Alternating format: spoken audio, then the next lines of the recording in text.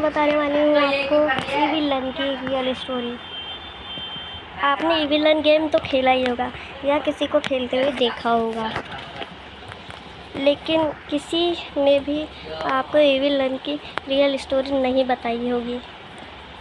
तो साल था 1998 का, जहाँ पे एक शहर में एक लड़की पैदा होती है। उसका नाम उसके मम्मी पापा कहते हैं, उसके मम्मी पापा उसका नाम रखते हैं मेडलाइन। मेडलाइन पढ़ाई में बहुत अच्छी थी, वो इंजीनियर बनना चाहती थी। पढ़ाई में बहुत अच्छी थी मेडलाइन पढ़ाई में बहुत अच्छी थी, और वो साइंस में वो काफ़ी अच्छी थी। तो जैसे जैसे साल बीतते जाते हैं और साल आता है 1990 नहीं, साल आता है 1997। अब मेडलाइन बड़ी हो चुकी थी और उसकी शादी भी हो चुकी। फिर उसके मम्मी पापा उसकी शादी कर देते हैं। फिर मेडलाइन की एक बेटी होती है, उसका नाम था एलिना।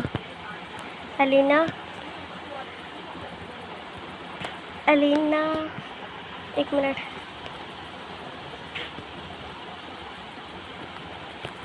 एलिना थी। एलिना और उसके एलिना के फादर एक मिलिट्री में होते हैं, आर्मी ऑफिसर होते हैं, और उनकी आर्मी में किसी वजह से मौत हो जाती है, डेथ हो जाती है। फिर कुछ ही दिनों बाद सिस्टर मेडलाइन की, उसका नाम पूरा नाम होता है मेडलाइन का सिस्टर मेडलाइन, जैसे कि आपने गेम में सुना होगा। तो सिस्टर मेडलाइन की बेटी भी मर जाती है। तो वो सोचती हैं कि क्यों ना मैं अपनी बेटी को ब्लैक मैजिक से वापस ज़िंदा कर लूँ, लेकिन वे जानती नहीं थी कि ब्लैक मैजिक का सहारा लेकर वो कितनी उनके परिवार में कितना दुख भर जाएगा। अब एलिना को खोने के बाद सिस्टर मेडलाइन बहुत दुखी हो जाती हैं, किसी तरह के डिप्रेशन में चली जाती हैं, क्योंकि उन्होंने अपनी बेटी और अपने पति को खोया था। तो वो सोचते हैं क्यों ना मैं अपनी बेटी को ब्लैक मैजिक से ज़िंदा करूं। तो उन्हें एक स्कूल में, तो वो थी एक स्कूल में टीचर, उस स्कूल का नाम था ईगल्स हाई जूनियर स्कूल। तो ईगल्स हाई जूनियर स्कूल में वो नन बनी थी और नन टीचर बनी थी।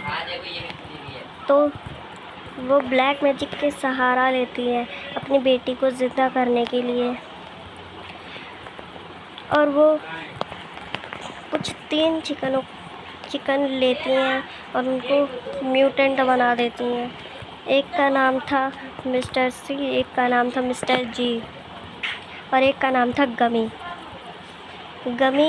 सिस्टर मेडलाइन के साथ ही रहता था, उनके साथ ही रहता था। सिस्टर मेडलाइन जहाँ जाती वहाँ जाता था वो।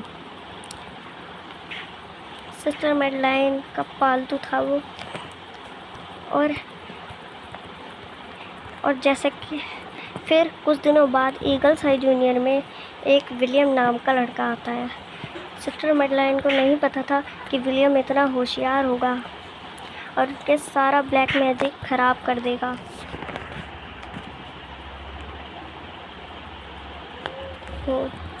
तो विलियम सिस्टर मेडलाइन का सारा ब्लैक मैजिक ख़राब कर देता है और उन तीनों चिकनों को किसी रेसिपी से उन तीनों चिकनों को नॉर्मल चिकन में बदल देता है अपनी नानी माँ की रेसिपी से। फिर वो तीनों चिकनों की मदद से चर्च अटीक में जाके, जैसे ही वो अटीक में जाता है, जैसे कि आपने देखा होगा अटीक अटीक डोर में जाता है। वहाँ पे सीढ़ियों पे एक बड़ा सा क्रॉस रखा होता है। वो सोचता है क्यों ना मैं इन तीनों चिकनों को एकदम नॉर्मल चिकन बना के इस क्रॉस को गिरवा दूँ। फिर देखता हूँ कैसे करती है ये ब्लैक मैजिक सिस्टर मेडलाइन। फिर वो उन तीनों चिकनों को ठीक करके उस क्रॉस को गिरवा देता है। फिर जैसे ही क्रॉस नीचे गिरता है, जहाँ पे वो क्रॉस गिरा था, विलियम जाके जल्दी से उस क्रॉस के पास जाके जल्दी से छुप जाते हैं नन के आने से पहले। जैसे कि आपने सुना होगा कि सिस्टर मेडलाइन एक इविल नन बन चुकी थी। फिर सिस्टर मेडलाइन रोने लगती हैं क्योंकि वो अपनी बेटी को ब्लैक मैजिक के सहारे भी नहीं पा सकें। फिर उनकी रोती हुई चीख सुन के एक नाज़रात नाम का शैतान आता है। वो बोलता है क्या चाहिए तुम्हें, जल्दी मांगो। सिस्टर मेडलाइन बोलती हैं कि मुझे मेरी बेटी वापस दे दो। लेकिन नाज़रात कुछ शर्तें रखता है। पहली शर्त ये होती है कि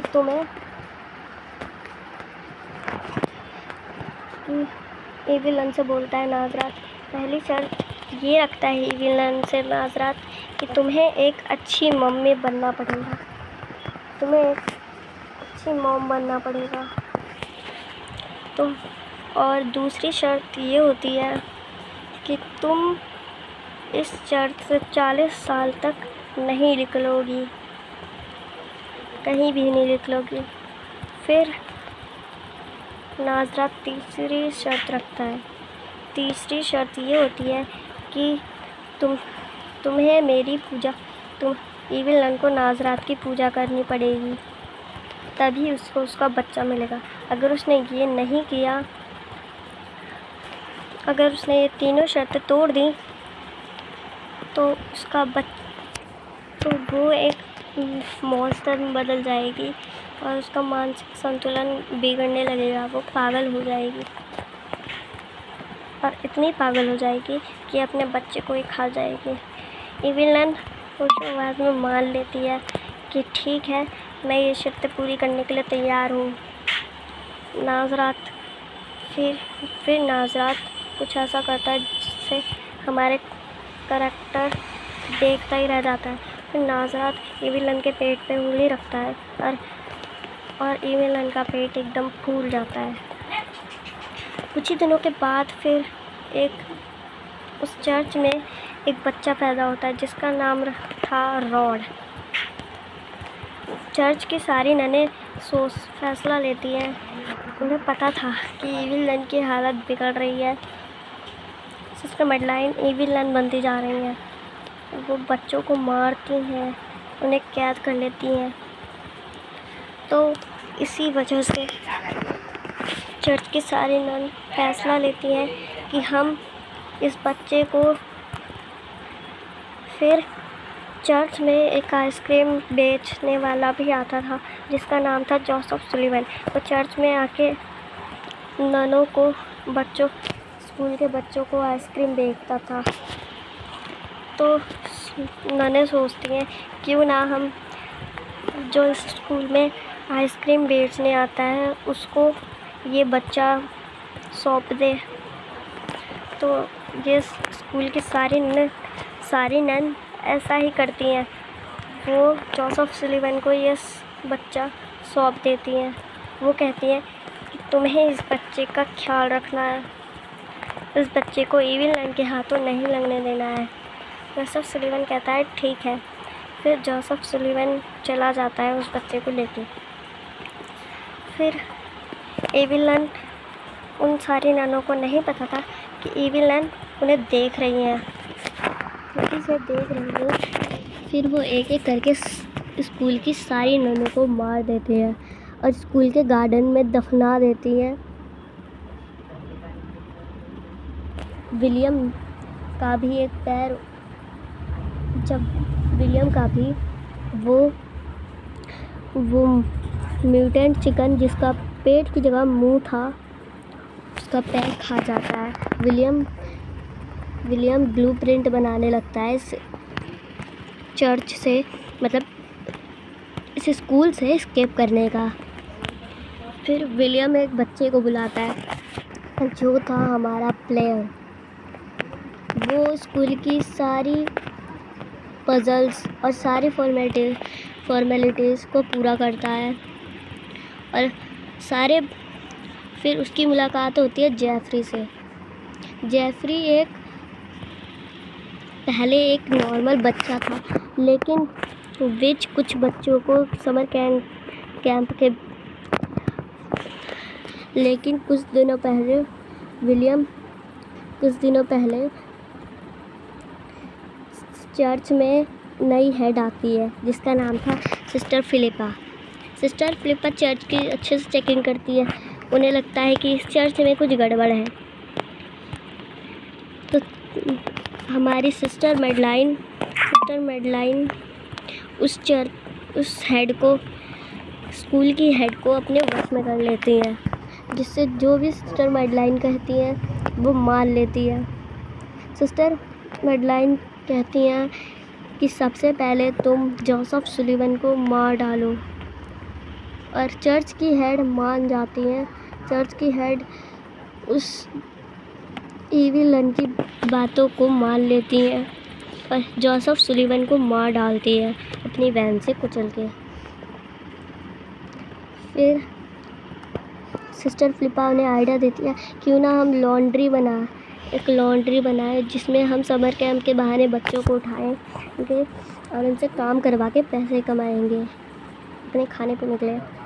तभी से बच्चे उठाना ईविल लन को भी आइडिया अच्छा लगा और ईविल लन ने बच्चों को उठाना, समर कैंप के बहाने बच्चों को उठाना चालू कर दिया। उसी में से एक था जेफरी, जिसके मम्मी पापा ने समर कैंप के बहाने उसे भेज दिया था, लेकिन जेफरी को नहीं पता था वहाँ जाके उसके साथ क्या होने वाला है। फिर जैसे ही वो जाता है, ईविल लन उसको कैद कर लेती है और उस पर कुछ ना कुछ एक्सपेरिमेंट करके उसको मीट की लत लगवा देती है। उसको मीट खाने का बहुत शौक़ था। वो मीट खाने लगा था और अगर उसे मीट नहीं मिलता तो वो जिंदा चूहों को पकड़ पकड़ के खाने लगता। ऐसे ही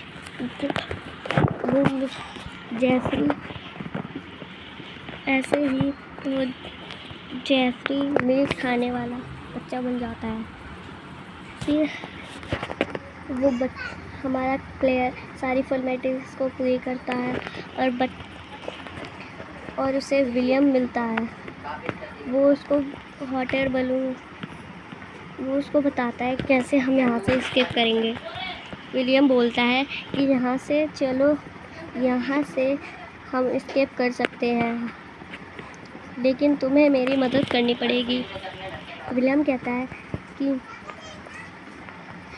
तुम्हें इस बच्चे के पास जाना है जिसका नाम था सैमी। वो बहुत इंटेलिजेंट था, विलियम से भी ज़्यादा था। कि तुम्हें उसके पास जाना है और तो वो हमारा प्लेयर उसके पास जाता है। वो बच्चा सैमी बोलता है कि मुझे हॉट एयर बलून के ब्लूप्रिंट ला के दे दो। फिर हमारा प्लेयर फिर से विलियम के पास जाता है। उससे जाके विलियम उसे ब्लूप्रिंट दे देता है। विलियम उसे ब्लूप्रिंट दे देता है। विलियम उसे ब्लूप्रिंट दे देता है। फिर वो हमारा प्लेयर उस बच्चे को जाके देता है। फिर वो बच्चा बोलता है इन सारे बच्चों को लॉन्ड्री में से निकालना है। फिर वो बच्चे से बोलता है चलो चलो जल्दी चलो। सैमी बोलता है चलो चलो जल्दी चलो और कुछ कपड़े भी उठा लेना।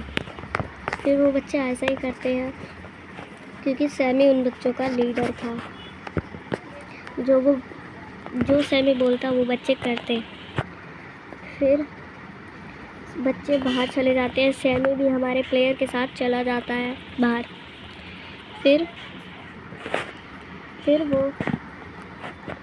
बच्चे हॉट एयर बलून का कपड़ा बनाने लगते हैं, जैसा कि आपने ईविल लन के हॉट एयर बलून एस्केप में देखा होगा।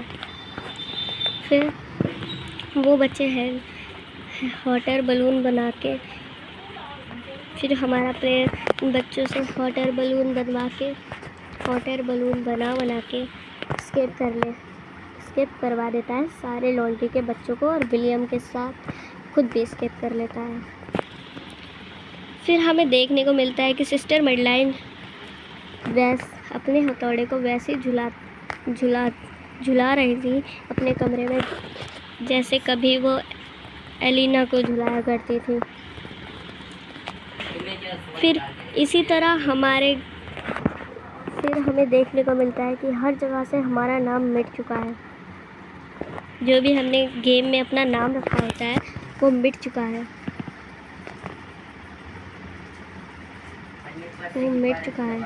और हम इस गेम से गायब हो गए हैं। और फिर सिस्टर मेडलाइन इस चर्च में 40 साल बिताती हैं, लेकिन वो भूल गई थी कि लेकिन वो रॉड को हर जन्मदिन पे खत भेजा करती थी। सिस्टर फिलिप्पा जब फिर एक दिन वो लास्ट खत भेजती है, क्योंकि वो लास्ट खत इसलिए था क्योंकि सिस्टर फिलिप्पा उनके मैजिक से जादू से निकल गई थी और सारा पैसा लेकर भाग गई थी। अकेले सारा पैसा लेकर भाग गई थी। फिर सिस्टर मेडलाइन ने फैसला लिया कि वो खुद जाकर रॉड से मिलेंगी। आइसक्रीम गेम में देखा जैसा कि हमको दिखाया जाता है, ईविल लन रॉड से मिलने भी आती हैं।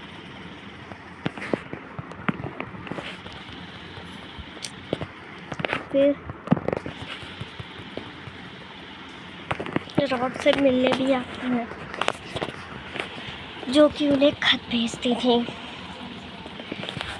लेकिन वो भूल गई थी कि नाज़रात ने उनसे शर्त रखी थी कि वो 40 साल तक इस चर्च से कहीं नहीं जाएंगी। सिस्टर मेडलाइन ने नाज़रात की पूजा भी बंद कर दी थी। नाज़रात की पूजा नहीं करती थी वो।